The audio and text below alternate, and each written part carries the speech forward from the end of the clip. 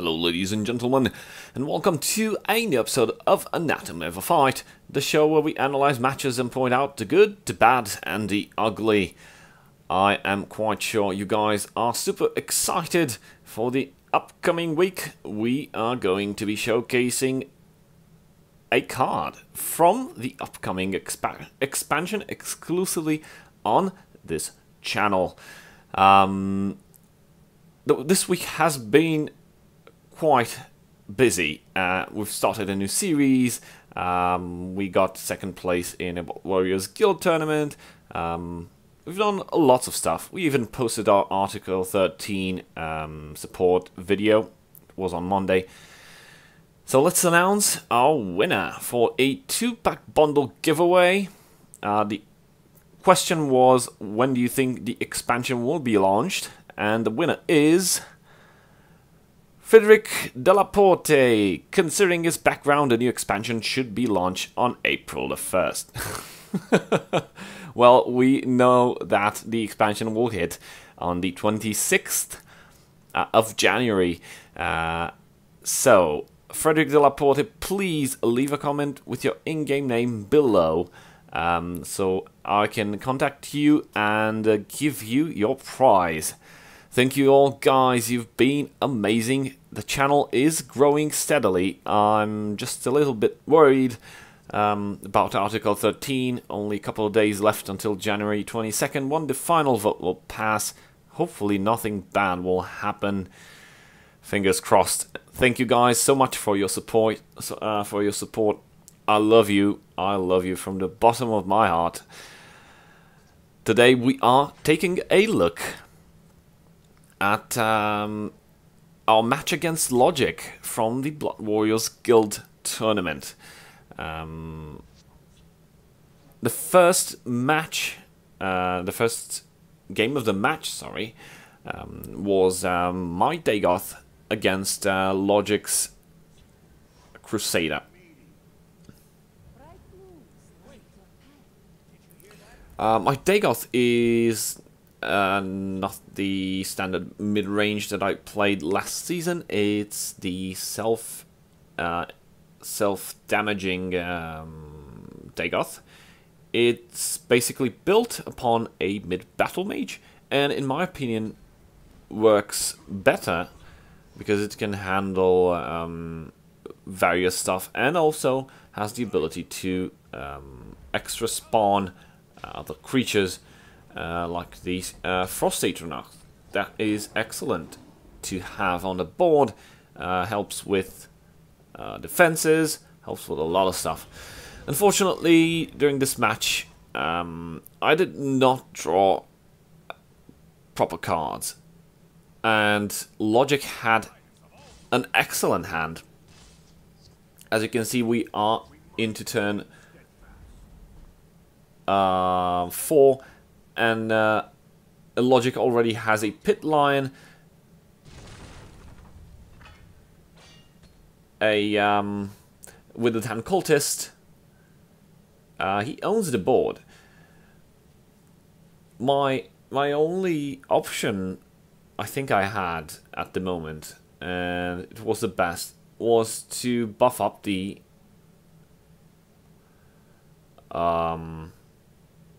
Daggerfall Mage.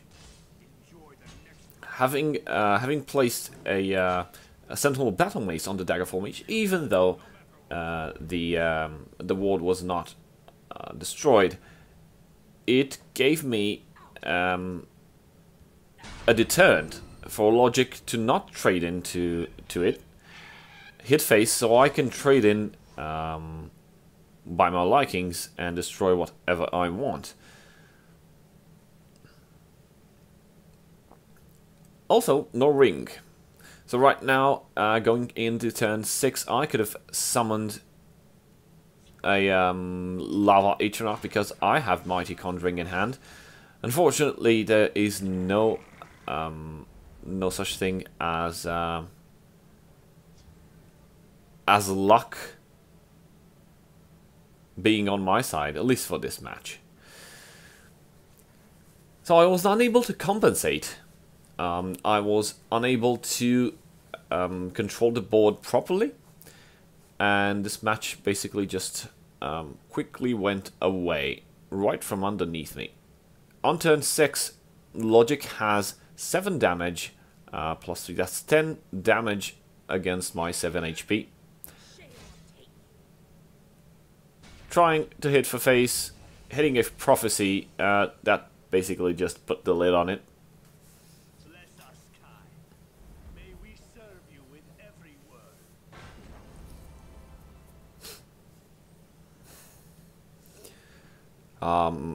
So, what do you guys think about my this incarnation of Midday Goth? Have you tried it? It was showcased on Monday during the Article 13 video. It was playing in the background. Somebody asked for the deck list, and I posted it in the description. Yeah, the finishing move, Dawnbreaker, and a Steel Scimitar just to add salt on the wound.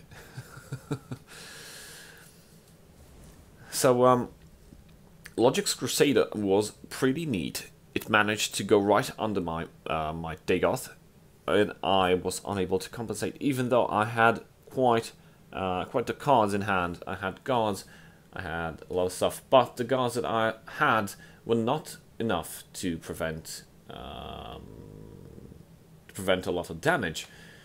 I also did not draw quite the many prophecies there. I missed on harpies, I missed on lightning bolts. It could have been better if I would have drawn like a Cradle Crush Giant and possibly had the ring. So, lesson learned, you need to have the ring in matches against aggro. Second match, I'm using my second deck since I've lost with my Dagoth and it's unusable at this point, according to tournament rules. So my deck right now is a self-silencing scout deck. Since Logic won the last match, he gets to keep his Crusader.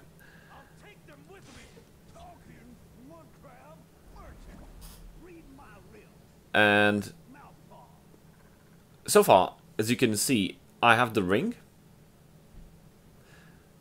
I have a siege catapult that just came in, and also have a young mammoth and a troll. So that's basically your standard ramp. Now the question is, what do I get out first? Do I go with the siege catapult? Do I go with the troll? Or do I try to deal some damage? Because this is an aggro deck. I mean, my deck is an aggro deck. And if I don't start dealing damage right away, there may be a chance that I will give him enough cards that he will be able to overcompensate his damage and push for lethal way much earlier than me.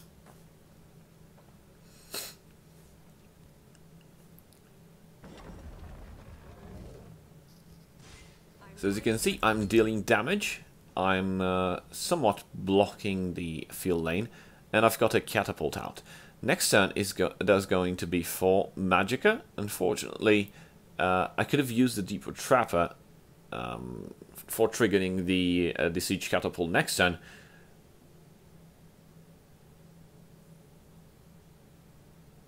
But I still needed to mitigate something. Because next turn would have been a Room Break. And given the fact that Logic was at full Magicka, it could have been there could have been items involved. We've seen Dawnbreaker, we've seen Steel Scimitar, so we know he's running them. Also because at the time you just saw that, but in Battlefight interface, you can actually, that's basically one of the rules of the tournament. You check out the your opponent's decks, and you know what cards he's using. So I want to mitigate as much damage as possible at this point, because this scout deck has no life drain whatsoever. It relies on silences.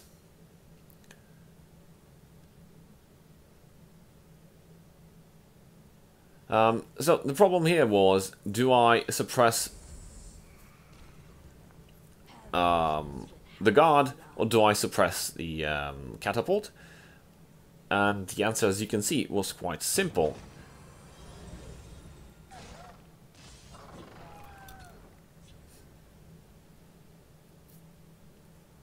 Don't use suppress, because I was able to trigger the catapult by playing a Hunting Spirit and a Surround Pawnbroker. And with the 0-cost card that I got, I was able to mitigate all damage dealt by the High Defender, reducing its attack to zero. The card was Calm. It says -4 attack for this turn. Now I have a full Shadow Lane, and in case one of my creatures die, I have Suppress, which is neat. Just to trigger the catapult again. The thing is, if the Hunting Spirit dies and my buffs go to this huge catapult and I'm unable to fill the board, I might need to suppress it, thereby losing 3 damage. So hopefully this will, as you'll see, I was hoping that this wouldn't happen.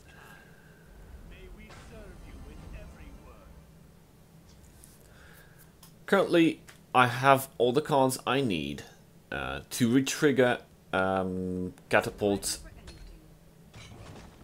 ability to attack anytime I want. So, by now I'm thinking, what do I need to really break this game? And the Troll in the field lane does the trick.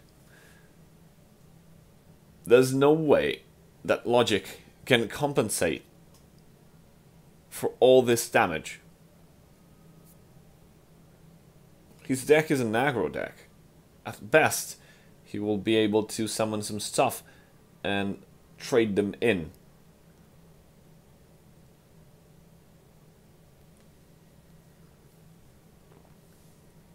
And given the fact that I have 10, 13, 16 damage on the board, my win should have been quite easy. But Logic decided not to make it easy. By getting out a Penitus Oculatus agent and stealing the guard from my... what's that called? Depot Trapper.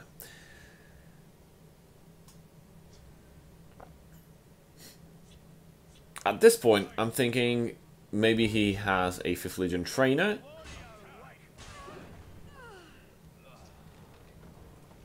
But no 5th Legion trainer was summoned. And he just gave me that makeshift defense, which is food for the troll. Does not lose HP and gain 1 extra damage. Now the problem here is, how do I reactivate the catapult and get rid of the guard?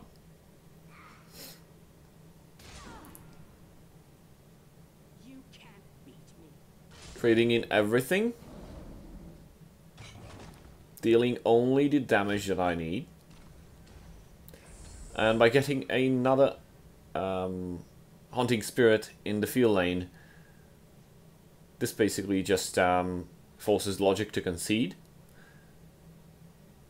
He realizes that I can re-trigger my catapult as much as I like.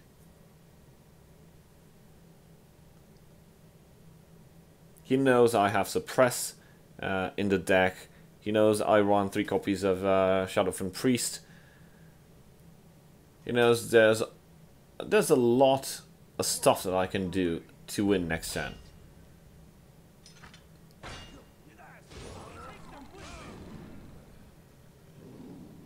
And that move was not one of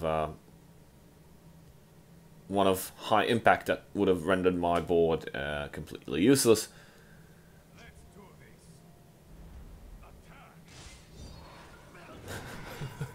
Just as I said earlier, I got debuff on the catapult, so if I need to silence the catapult, I will lose the buff. Well, I have another creature to reactivate it, and there's no doubt Logic had nothing in his hand to prevent this lethal. So I'd say a good match with the scout, the self-silent scout. If you recognize this, the scout list, it's the one that I played Saturday. That means yesterday during the stream. A reminder: the stream will always be held on Saturday to not conflict with the Elder Scrolls Legends official Twitch stream with CVH, which is held each Friday. And each Friday we will have a new episode of the new series, Know Your Enemy. You can also leave a comment with your ideas. Maybe you have, I don't know, some nightmares given by some specific decks. Shoot them away in the comments and I'll add them to the list. And slowly but steadily, I will handle every major deck, so you would know your enemy and how to defeat it. Last game of the match. I must say, this initial hand was crazy. I got one catapult as a starting card, drew another catapult,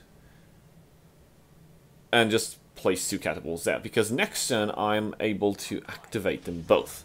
That's 10 damage right off the bat. You'll see that Logic at one point will just write something.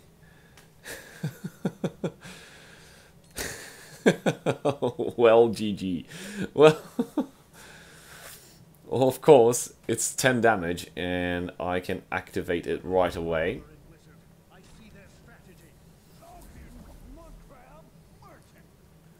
You'll see soon one of my mistakes that maybe could have costed me the match.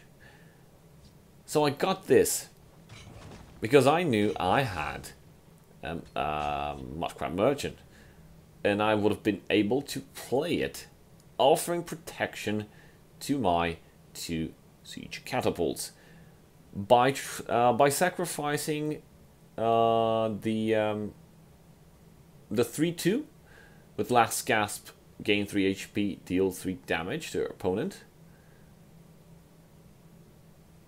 And by sacrificing that with Mudcrab Merchant in place into the Shadow Lane, I would have gotten +1/+1 and guard. I was not so good. Their time grows short.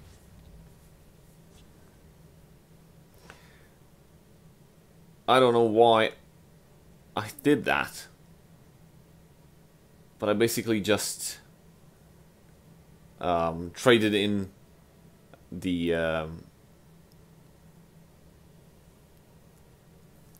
Mudcrab Merchant.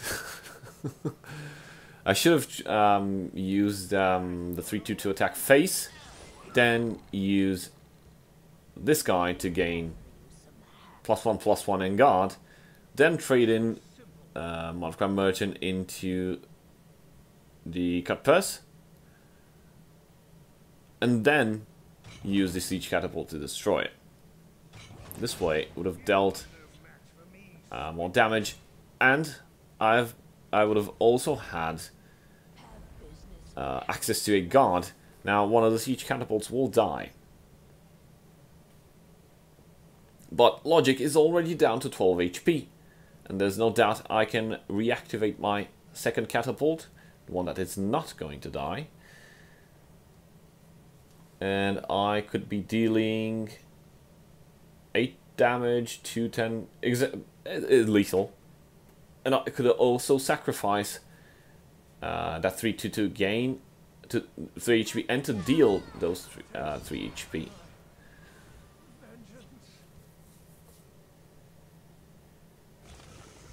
Giant Snake. Now, Giant Snake is excellent in Tempo Assassin.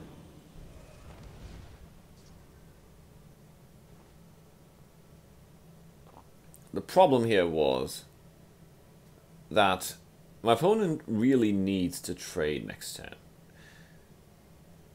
So what do? I silence the catapult that has the most HP. My business is none of theirs. And by doing that, I'm leaving Logic with just 2 HP. Now he needs to trade. I hit a prophecy, of course, but right now he needs to trade the snake into the siege catapult that has less HP.